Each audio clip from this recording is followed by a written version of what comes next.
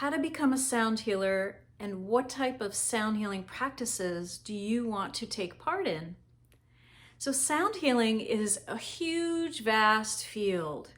And when a lot of people talk about sound healing or someone says the phrase sound healing, they can be talking about a completely different thing from what another person may be meaning by the phrase sound healing. So today I'm going to break down just a few things that, or a few ways that you can express yourself as a sound healer. And then I'm going to talk about what my courses and program teach and what aspect I take in this huge field of sound healing. Hi, I'm Kalee, and I am founder of the Healing Sound Arts program and also from Vibrations of Joy. And you can check out my website, vibrationsofjoy.com, for more courses and the Healing Sound Arts program if you want to become a sound healer. I'm going to break down some different ways you can express yourself in the field of sound healing. And then also I'm going to talk about what we do in my program and what I mean about becoming a sound healer. To most people, the word sound means something you hear with your ear. There's some kind of sound going on and you're hearing it, okay? But in this vast field, in studying sound healing, oftentimes you're talking about also frequencies. Frequencies are measured in hertz, and it's how many cycles per second something vibrates. And we may not be able to hear the frequencies that make up the sound because the human can only hear between about 20 and 20,000 hertz.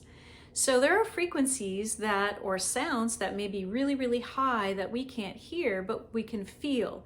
Especially if you're a natural healer, if you're an empathic one, and you really resonate toward working with sound or frequency and light, you tend to feel things that you don't necessarily hear.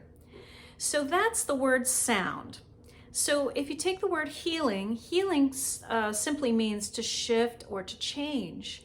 And we are actually healing all the time, whether it's intentional or not. But it's this intentional type of shifting using sound or frequency that is considered the practice of sound healing. There are many different types of ways that a person can express as a sound healer. And I'm just going to list a few. And this is not the whole list. There are many, many others. The first one that comes to mind is Kirtan. Kirtan is practiced by a lot of people who take traditional Vedic chants and turn them into songs. And these songs can be westernized. So there can be many different instruments playing, or it can be more traditional in a sense.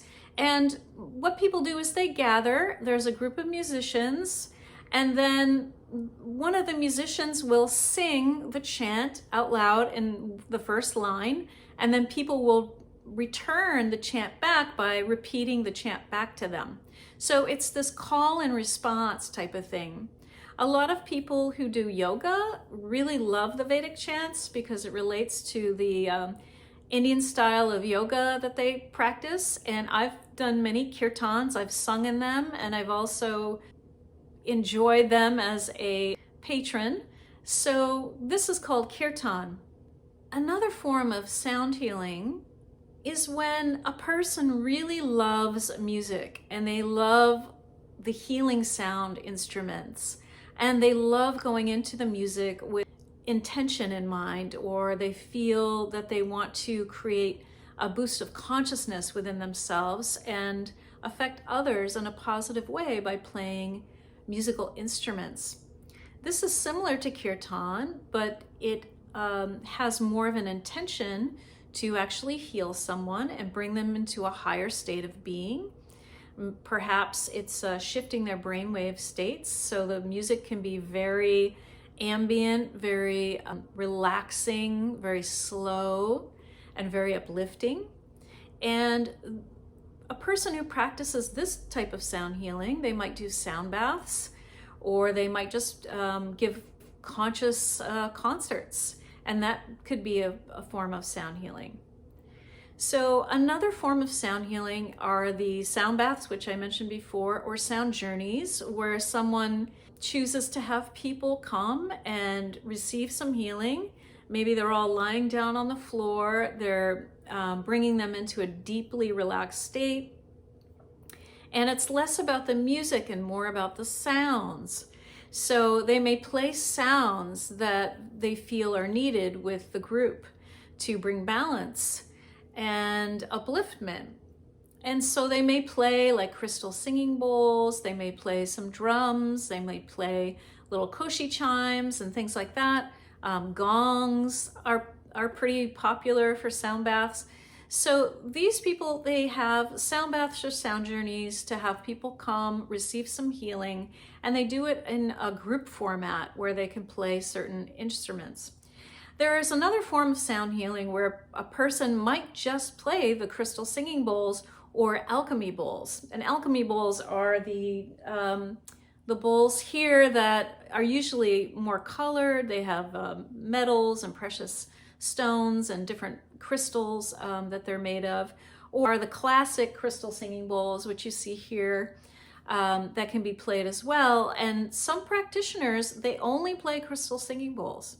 And the crystal singing bowls are magnificent in that they help a person's brain wave pattern and train into a deeper state or a higher state, if you want to put it that way. So when we're playing a crystal singing bowl and it's an experienced practitioner and they're clear in their intention to help create this, then the crystal singing bowls are really a great tool for bringing people into those deeper states like theta and even alpha states.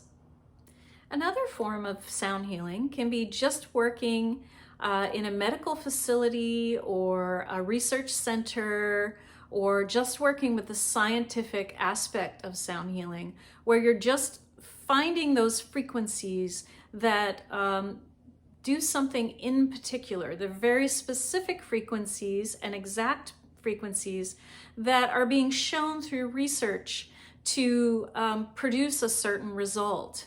Okay, and one example of that can be like the sonogram that they use in hospitals in pregnancy, and also to burst apart kidney stones. The sonogram is using specific frequencies. Another form of sound healing is a person who they only use their voice, and perhaps they're trained in another healing modalities such as Reiki or something like this, and they use the sound mainly through their voice to couple with that. And the very first healer I went to, she would use her voice a lot. She didn't have any crystal bowls or any kind of instruments at all except her voice. And she did this hands-on healing thing that came very natural for her. I don't believe she had any training, but she would sing to me. Just things that would come to her because she was very psychic and intuitive.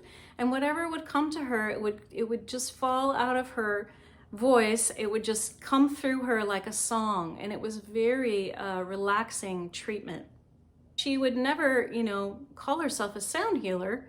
That was just part of her healing practice.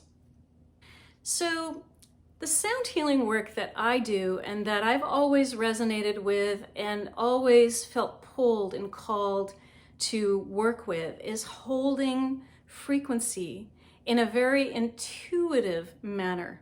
So basically the process is this, and this is what I teach in my program and my courses. The process is to align with the highest. Align with the highest and feel into, and that's the key word, it's all about feeling. Feel into what the highest and best frequencies are that will bring something up into a more conscious state. So we want people to reach their fullest potential consciously. So we're all in this conscious evolution as healers and of people who seek healing.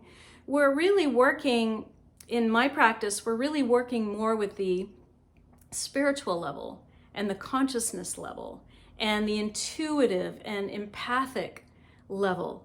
because the sound healing that we work with, it's all about our feelings. It's all about the frequencies. All the feelings are frequencies. And so what we do is we align with the highest, we align with the infinite, we feel into what the frequencies that are present in the moment and just feel them and hear them for what they are. We may sing them, we may sound them with our instruments, and then we ask for the highest and best to move through us that will add the balance, that will dissolve the tones that are out of balance.